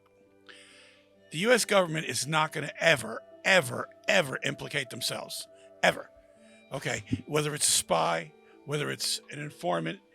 If they go off rogue and they do something stupid, the United States government is going to track them down, put a bullet in their head, and it's happened many, many times. You don't have to have a trial. You don't want to catch the guy and have a trial because he's got too much to say, too much light on him. If it happens where the guy's an informant, the guy knows all of a sudden that, if you survive this task that we give you, okay, and you're not caught, you will get away with it and you will get whatever reward you're looking for. The bottom line is the government is always going to be the winner here, no matter what. They're never going to be accused. Okay, everything is, there's plausible deniability all over the place. No one can ever say to go back to the government and try. How many times has anybody gone back to the government and said, wait a minute, this guy told me to do it. This guy. You don't have evidence of it. These guys don't have evidence. You're taking these jobs, you're taking a spy job, and you're knowing full well that if something goes down, you are responsible. And if it goes back to the United States government, you aren't going to survive this. So, I mean, it happens over and over again. But you believe what you want to believe. But the bottom line is the government will always win and will never be brought up on charges because the people that perpetrate these crimes or whatever are always going to be painted in a bad light and get killed. Oswald got killed. Now, I don't know about Tsarnaev, but he's dead. Okay, it goes on and on and on. And the brother, and they brought it up in the court with the brother, but they threw it out. Because just now, I know a lot of people will tell you that they believe that these these mass shootings are brought on by the government. I think it's bullshit. But let's just play out devil's advocate. If it is, how come the shooters are never caught? How come we never have a shooter that is brought to justice? I'm not saying we have several that have been caught. Yeah? Yeah. Who? We have the guy from Aurora, Colorado. What did they do to him? He's in prison. What did they do to him? What are you talking about? What did they do? He's in prison. Okay. They demonized He's the alive. guy. That's fine. He's demonized. Okay. We caught him, though. Right. And he was also on the spectrum. He was also wacky. We have Okay. the guy I understand. They're all wacky. Like, they're shooting up people. But I think getting a gun and shooting a massive amount of people automatically equates to not being right in the head. Yeah, but I'm saying, like, we have caught mass shooters. The guy from Colorado, the guy who shot the superstar up in the supermarket, the governor was there, or whoever, down in whatever. I have a question for you. Hold Hold on. Here's the biggest thing. We have several. Any of those shootings that we have caught the guy for, is there a question about whether those things happened or not? No, we know The supermarket thing, there's nobody that can sit there.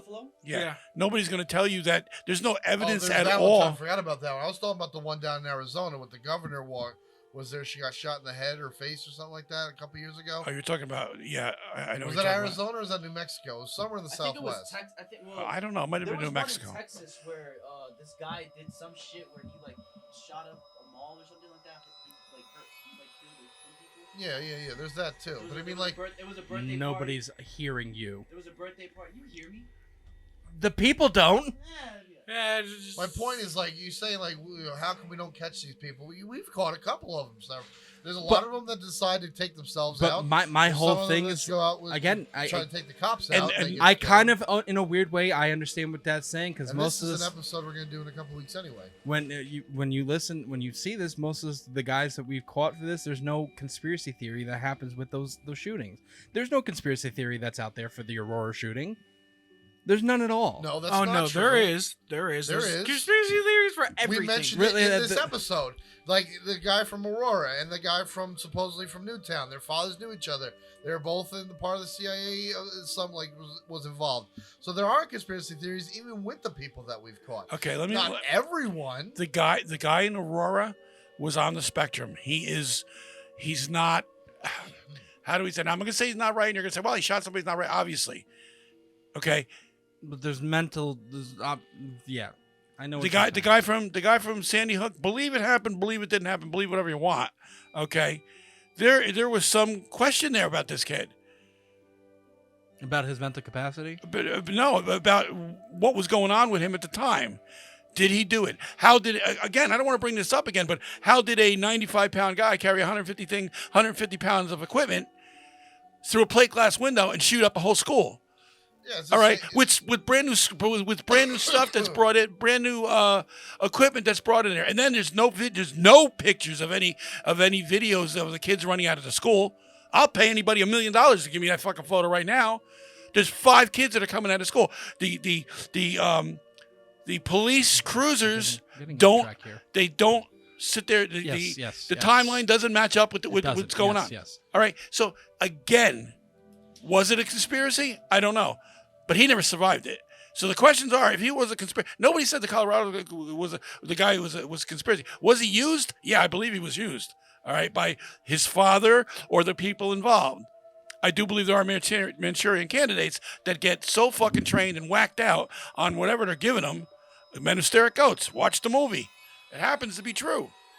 So again, you can again. I'm not sitting here telling you. You ever seen the movie The Men Who Stare at Goats? No. You got to watch it Go because watch it. it's a very very It's good a mental movie. thing. You know, you probably really enjoyed that movie. Fuck, why is it still light out? Because it's summertime.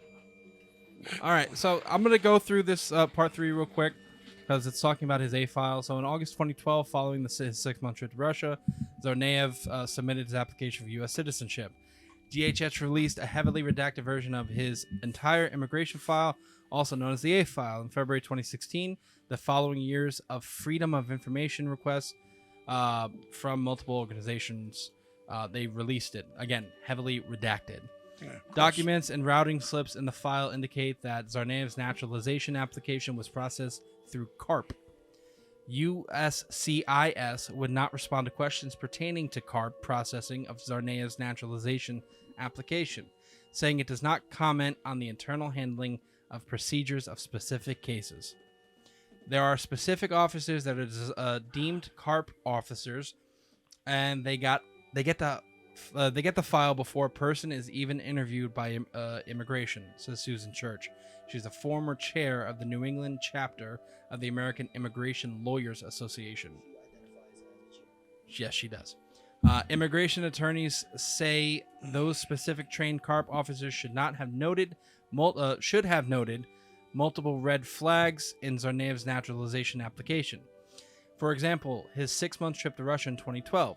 Tsarnaev reported that he reported that trip on his naturalization form. But back in 2003, Tsarnaev was first allowed into the United States as son of an asylum seeker. No asylum seeker should go back to their own country without raising concern and red flags on the part of the U.S. government, says Ellen Keefe, an immigration's attorney in Boston. Keefe says USCIS looks harshly upon such trips. USCIS's position is that if somebody travels abroad back to their home country, it suggests they may no longer be in need of protection in the U.S. USCIS considers such travel as evidence of immigration fraud. people can get deported even if they hold a green card. Yet Tsarnaev's case in his 6-month trip to Dagestan appeared to raise no flags at all. A spokesperson for USCIS will not confirm which country Tsarnaev's family sought asylum from in 2003. Excuse me. The spokesperson said the information was redacted from Tsarnaev's A file due to confidentiality and privacy protections, and or due to pending litigation on the case for his brother, D. Tsarnaev. The spokesperson does not directly address Tsarnaev's travel to Russia in 2012, but says temporarily or brief travel usually does not affect permanent resident status. In fact, immigration experts tell us that Tsarnaev's application was processed with unusual speed. He appeared for his final naturalization interview and civics test in January of 2013, just 5 months after he began the application process. Absolutely, I would say that's definitely fast for what I believe in this norm, Church says, regarding applicants caught up in CARP process who usually wait longer. I would say in the last 5 years, they are taking a bare minimum, of a year. I haven't seen anyone gone through in less than a year, and sometimes I've seen them take up to 2 years. A spokesperson for the USCIS says all immigration benefits requests are handled in case-by-case basis, and individual case processing times vary widely depending on resolution and adjudication of all eligibility factors. Each case, CARP or otherwise, is decided on its own merits according to existing laws, regulations, and USCIS policies, and with a commitment to ensuring national security, public safety, and integrity of the immigration system. In Tsarnaev's case, immigration officials did not direct inquiries to counterterrorism agents. They contacted the FBI and the Boston Joint Terrorism Task Force multiple times in October and November of 2012, asking whether Tsarnaev was a national security concern. How many times have you heard the ACLU talk about how Muslims are not getting citizenship even if they are here? They don't have a criminal record. They're employed. They've been sponsored by a major company. They just can't get citizenship, she says. But you have an unemployed Muslim who is on multiple terror watch lists, who is connected to drug dealers, and this guy is a perfect candidate for the FBI. That the FBI is pushing him through. It makes no sense. It's another one of those most unanswered questions about Tsarnaev. So it was able to move about the planet, no questions asked, and get his citizenship in record time. In and out of the country. No, he's on all these watch lists. Everyone looks the other way. Very, very strange shit. So, a little more inconsistencies here. Ready? In April 2014, inspectors general of the U.S. intelligence community, the CIA, the Justice Department, the Department of Homeland Security released an unclassified summary of their report on federal information handling prior to the Boston Marathon bombing. The report concludes that Tamerlan was given his final naturalization interview on January 23, 2013. It says no decision. It says no decision about his citizenship was made at the time because USCIS was waiting for court records related to prior assault and battery charge. In 2009, Tsarnaev had been arrested in Cambridge for slapping his girlfriend. Nice. The charges were dropped. Fuck you, Eric. The inspectors... It's a joke. The Inspectors General report Domestic violence contains is not cool. the remarkable passage. The USCIS officer told the Homeland Security Inspector General that they had the court records been processed before January, he would have had no grounds to deny the application. Okay. However, when Tsarnaev's redacted immigration file was released to the public in 2016, the Cambridge court records were in his file, and they were there when an immigration officer gave Tsarnaev his final naturalization interview in January 2013. So they're basically saying that they said that, hey, listen, we can't make him a citizen until we get the files from Cambridge because there was a battery assault charge. But this is saying they already had that file And should they have been basically able said to- if they came before after January, he would have had no problem. But Right, they right. already had it. they already had it. So for them to turn around like, no, we're waiting on it, makes no fucking sense because they already had it. So basically, the DH has confirmed to the Boston Globe that the court records were in the file. So why would the Inspector General of the United States Intelligence Agency, who presumably had access to Tsarnaev's complete unredacted immigration file, conclude that his criminal court records were not in his application prior to the marathon bombings, when in fact they were? Why would this guy say that? Because he needs them in the country. It's as simple as that. Like, yes, I understand. You came This whole home, thing you stinks. came home, you beat your girlfriend, the shawarma was cold. We're just gonna sweep that under We the went rug. a lot more in We depth need with to this get than the you last in. time. Huh? that- We went a lot more. What in did depth he with this say? than the last time? Well, the last time it was like very short and like the computer like died out on us. Yeah, we got Yeah, cut off. computer crash. Yeah, the computer crashed. We were like, fuck it. That's we'll right. do it again. When we don't have a computer, we're dum-dums. But here's another interesting fact, and this will be the last fact I have before we go to our last break, and then we'll end this episode. I know it's been a long episode, guys.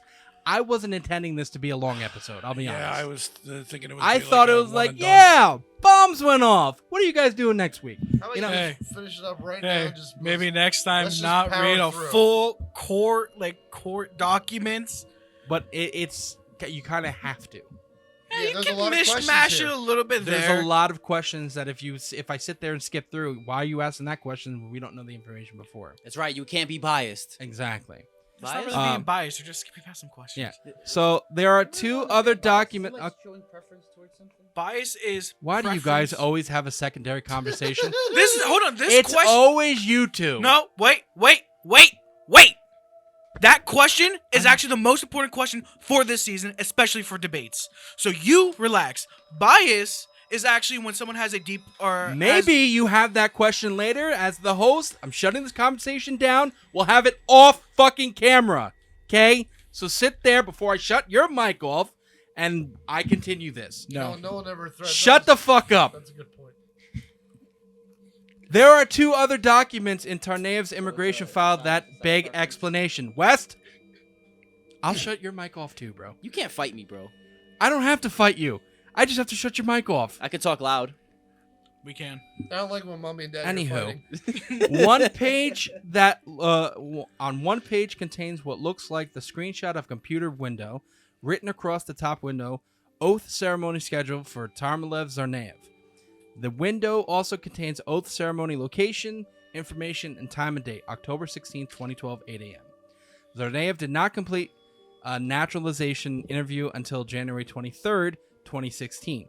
So what is this document that seems to indicate a final oath ceremony was scheduled 2 months before his interview? A spokesperson for UCIS says this: part of the system pertains to the most recent or scheduled appointment related to the application. This includes appointments for biometrics collection, an interview, or an oath ceremony.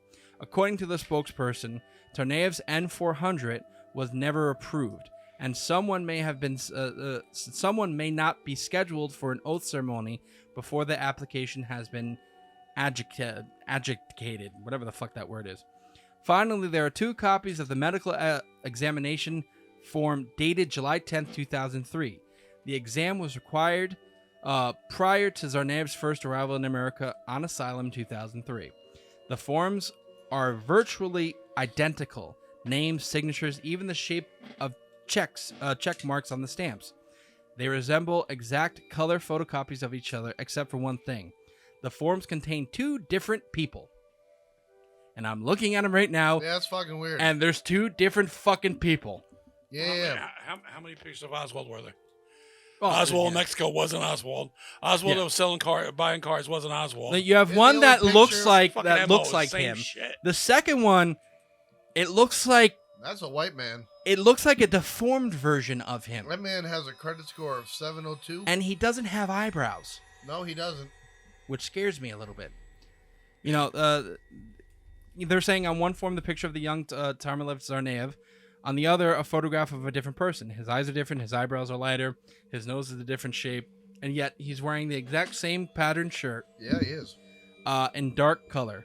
as Tsarnaev is. The passport number near the picture of the unidentified person is not redacted. That number matches the one on Tsarnaev's Kyrgyzstan passport. It's not even a thing where it's like if you darken the picture up, it kind of looks like him. These are just two completely different dudes. Yeah, By the way, literally. your nuts were tasty. Thank you, Josh. Very two different dudes. It is very hard to get through them. So we're going to take a short little break, and then we're going to end this episode here. These are just some thoughts that are just wild in this case right now. Behind the Boston bombing. But we will get back to you. Please come back. Who wants better sex? And who wants better sex starting now? The best way to get started is go to adamandeve.com. Adam and Eve is offering 50% off just any item. But that's not all. When you select your one item, you will also get 3 bonus items. That includes a gift for him, a special gift for her, and a gift you'll both like. Plus 6 free movies for your viewing pleasure and free shipping. There is discreet shipping as your privacy is priority. Plus 100% free shipping on your entire order. Doesn't matter how much you spend or what you buy, it will all be packaged and sent discreetly for free. Don't wait. Better sex is just one click away. That's 50% off one item, 3 free gifts, 6 free movies, and free shipping. Bring more pleasure and satisfaction to your bedroom. Just go to adamandeve.com and select any one item. It could be an adventurous new toy or anything you desire. Just enter code QUESTION at checkout. That's question, QUESTION at adamandeve.com. This exclusive offer is specific to this podcast only. So be sure at checkout you punch in the code QUESTION. That is QUESTION at checkout. And get your 50% off one item, 10 free gifts, and free shipping. Remember, use code QUESTION. Also remember to listen to Is This Real every Sunday at 8 o'clock with new episodes starting July 16th. Remember, everybody, question everything and put that question at the end of your checkout. adamandeve.com.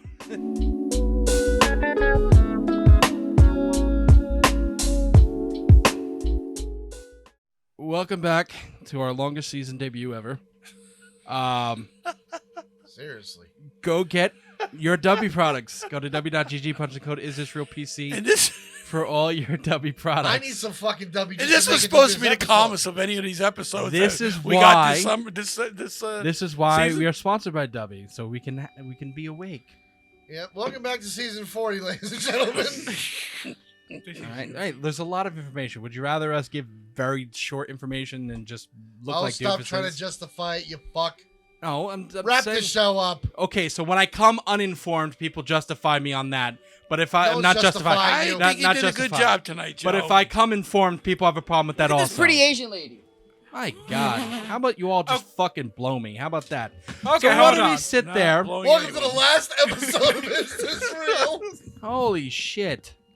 So Italian number 1. What did you think of tonight's episode? The information that was here. I just want to cry.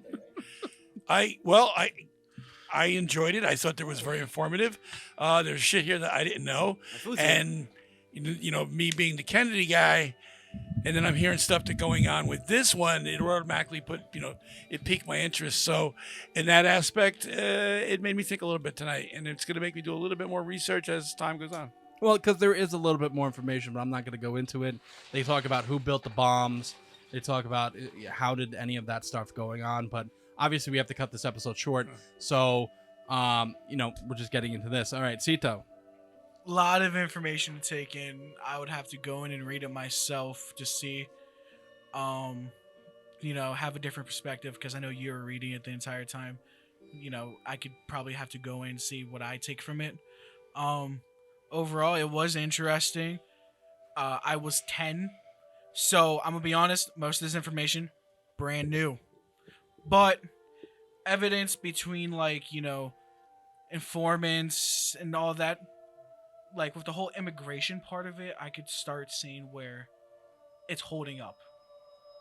Holding up as a conspiracy? Yeah, as its own thing, I could definitely see it holding up and being true.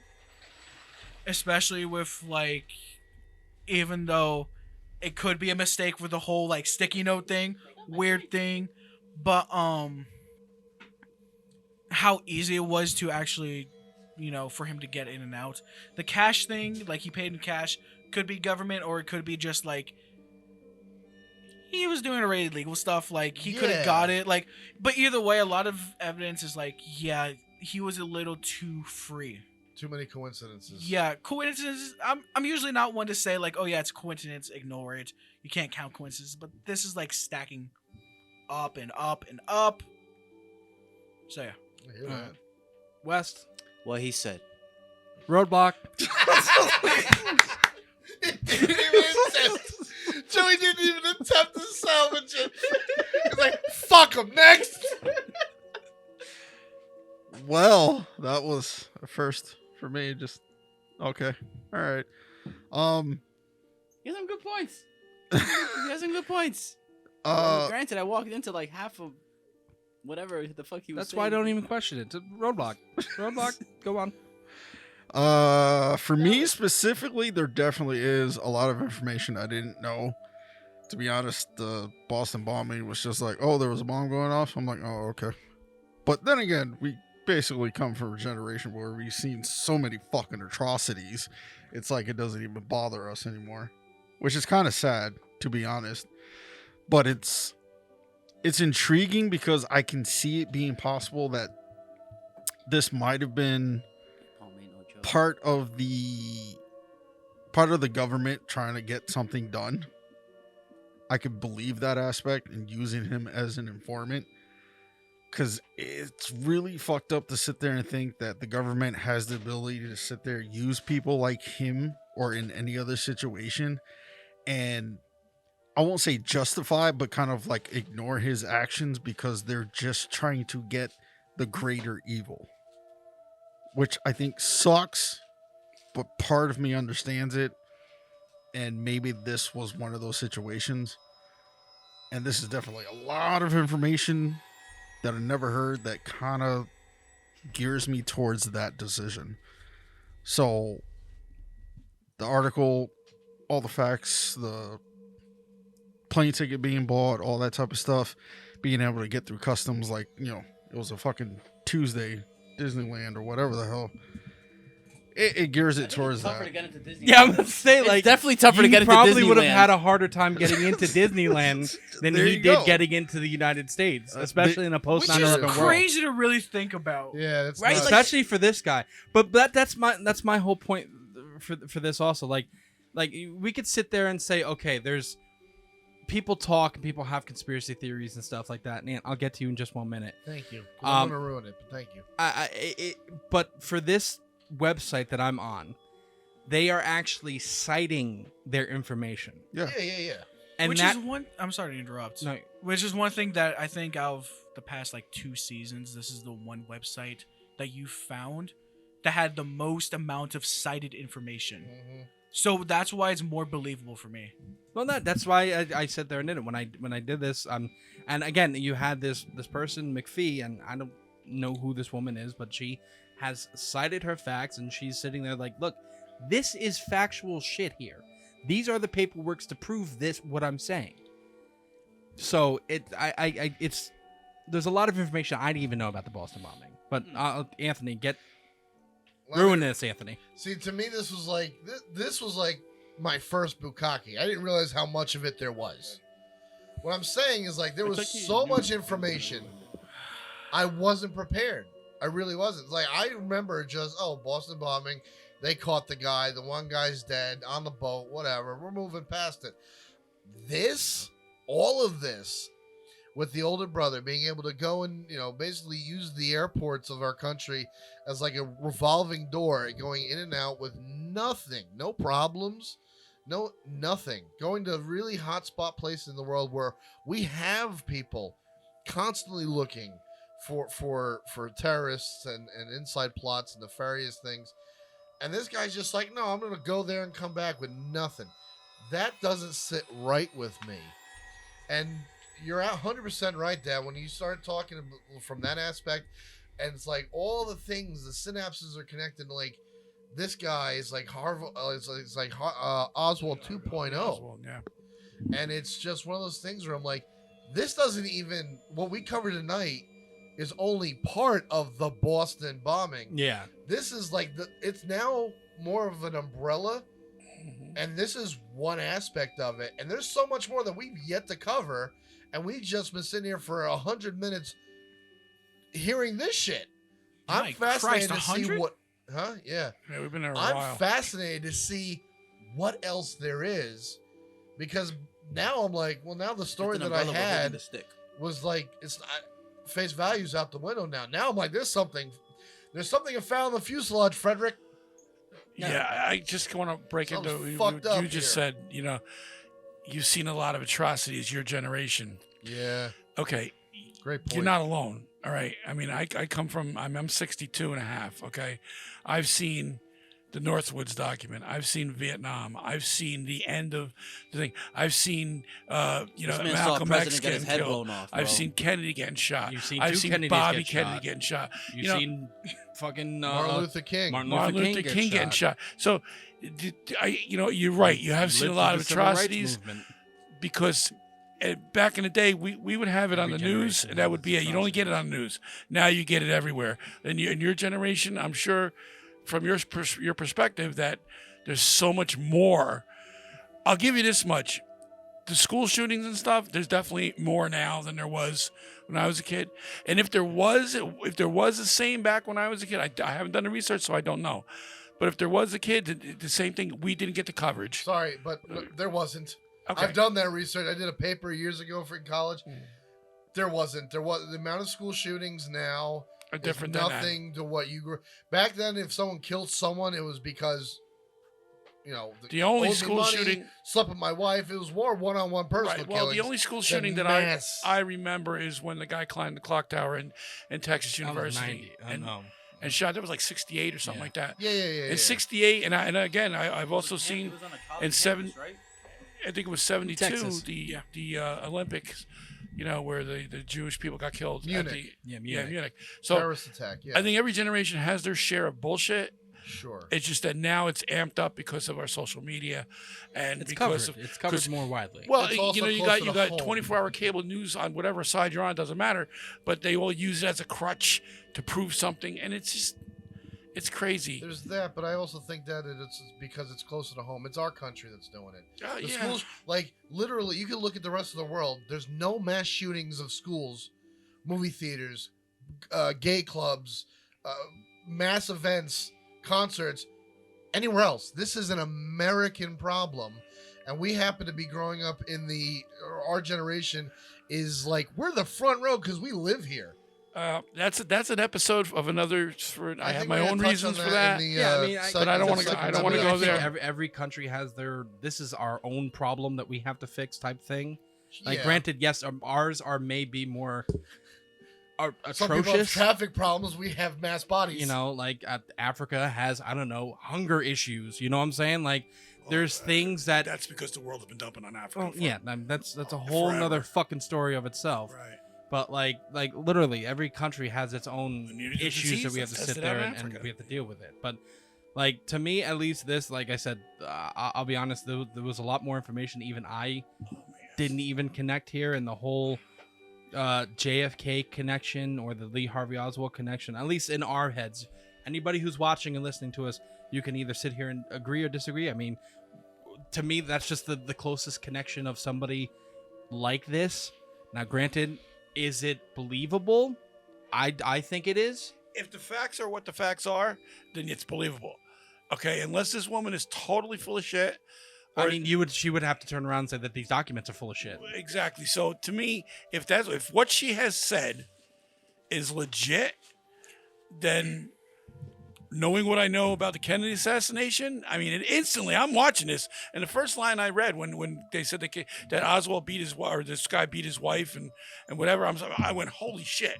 It's like punched me right in the face, because I mean, it's like you're reading from the script with different people. You had I was sitting over here. I saw your face. You had like an oh shit moment. Yeah, it was like you sat back like this, like you just read something. Yeah, yeah. It's fucked Go up. back and look. You'll catch Joe's face. Yeah. Oh yeah. So, so for this season, ladies and gentlemen, we are starting something new. We decided that 5 episodes out of our 10 episodes are going to be debate-style episodes. I'm going to be a moderator, and we're going to debate on certain topics in which you could find on our greenhourmedia.org website. And join the debate too. So, And if you have an opinion, please, talk to us, comment on the YouTube page. It's going to be interesting. Let's just put it like this. It's going to be interesting episodes. For what? And I'm very excited to see how this goes and whether we sit there and do more of these in the future or if we turn around and say the podcast is over. It's one of those things, podcast is never going to It's literally in between. You know what I'm saying? Please don't shoot a gun in here. Desk pop. It'll be a desk pop. But yeah, so please go to all of our social medias. Go to greenhourmedia.org, and you can find our website up there. The website will be live. Well, should be live now when this episode debuts. It will be live, yes. So please continue to follow us on our YouTube page, Green Arrow Media on YouTube. Again, go buy shirts. We have shirts here. Look at this shirt. Look at my shirt, Giant Space Weed. All these shirts you see here that have our logo on it is on our spread shop. And in September, if you're in the New Jersey area, we're going to be at the Ridgewood Arts and Crafts Fair. That's right. Come by, say hello, buy a mug. We're going to have a, what is it called? We're going to have a raffle to buy, to get the raffle off some of our shit that we have. Exclusive. You want a picture ones with us? Of ones. We'll take pictures with you. We'll take pictures. We'll sign autographs. We'll do all that if anybody wants us to do that. I'll sleep with your mother. No. I mean, if you want to get paid for that. Hey, listen, man. Times are tough out here. Can I film it? Yeah, no. you can. Okay. We need content, Joe. I'm done with this right now. Is this real OnlyFans coming episode? Okay, so I want to feel my asshole again at some point tonight. Again, go to greenarmedia.org, go to our social medias, follow us on TikTok. Is this real PC? PC or is it podcast? PC. PC. Is this real We're PC? up to 75,000 followers now. 75,000 people follow us. By the time season 10 is done, I want to see 100,000 followers. Yes, so please go join us on the TikTok page. Go visit our greenhourmedia.org website and continue listening to us. Everybody say good night. Please join Good night, everyone. Good night. Good night, everybody. Oh, yeah, to me. Yes, please hit that like and subscribe button on YouTube, and please follow us and everything. Good night, everybody. We'll catch you next week.